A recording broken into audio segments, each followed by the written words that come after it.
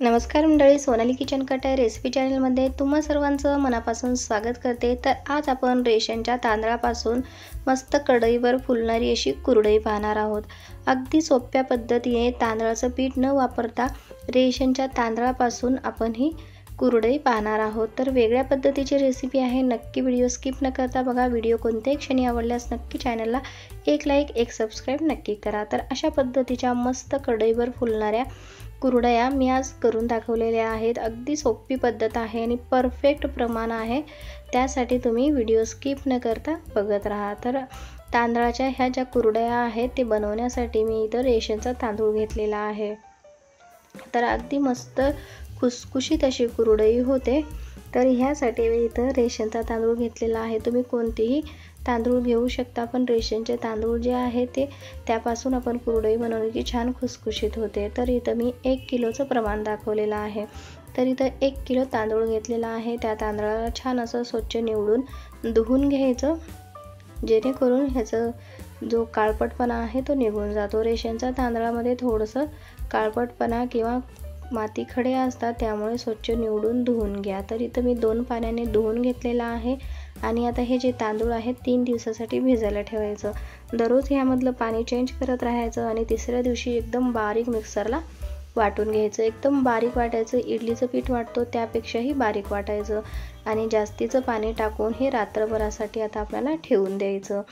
तर रात्रभर हे असंच ठेवून द्यायचं आणि अशा पद्धतीचं बघा एवढं बारीक मी इथं वाटलेलं आहे। तर रात्रभर ठेवल्यावर वरचं जे पाणी आहे ते आता काढून टाकायचं। खाली चीक बसतो आणि वर अशा पद्धतीने पाणी येते। तर बघा इथे किती मस्त आपला हा पांढरा शुभ्र चीक तयार झालेला आहे। जसं आपण गव्हाचं करतो त्याच पद्धतीने ही सुद्धा रेसिपी आहे।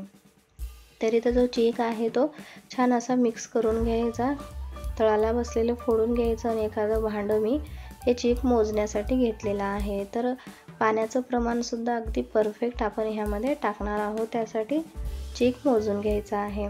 तर जेवढं चीक आहे तेवढं पाणी घेतलेलं आहे आणि मोठं जाड बुडाचं पातेलं घ्यायचं आणि त्यामध्ये हे आपण कुरडई बनवणार आहोत। तर बघा इथं छान उकळी येऊ देण्यासाठी मी झाकण लावून आपल्याला ह्या पाण्याला खळखळून अशी उकळी काढायची आहे।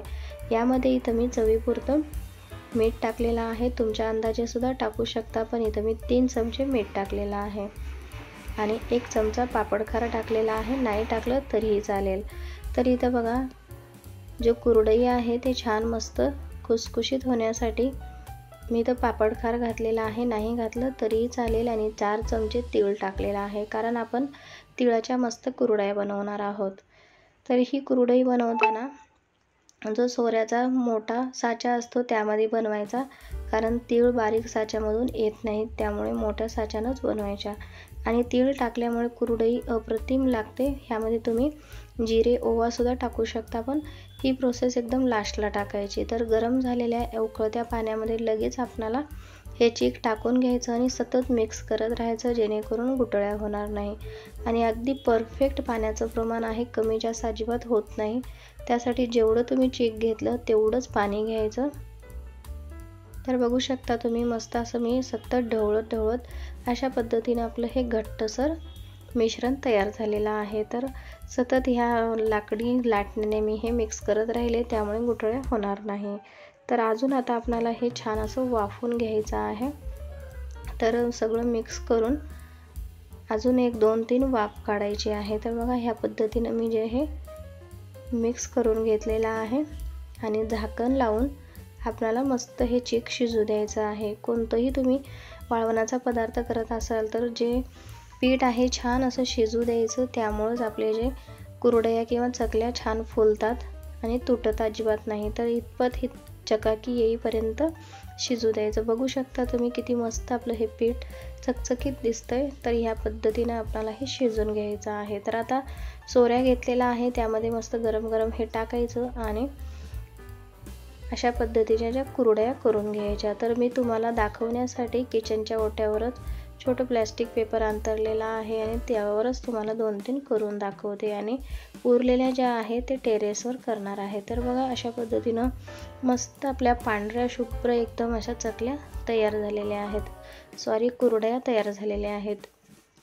तर बघा इथं बघू शकता तुम्ही मस्त आपल्या ह्या कुरडया मी जास्तीच्या उन्हात टाकून घेते आणि 2 दिवस कडक उन्हामध्ये वाळवून घेणार आहे। तर बघू शकता तुम्ही एकही कुरडई अशी तुटलेली नाही किंवा असा भुगा झालेला नाही। तर अगदी मस्त अशा ह्या कुरडया आपल्या तयार झालेल्या आहेत। तुम्ही बघू शकता किती मस्त काचेसारख्या दिसत आहेत।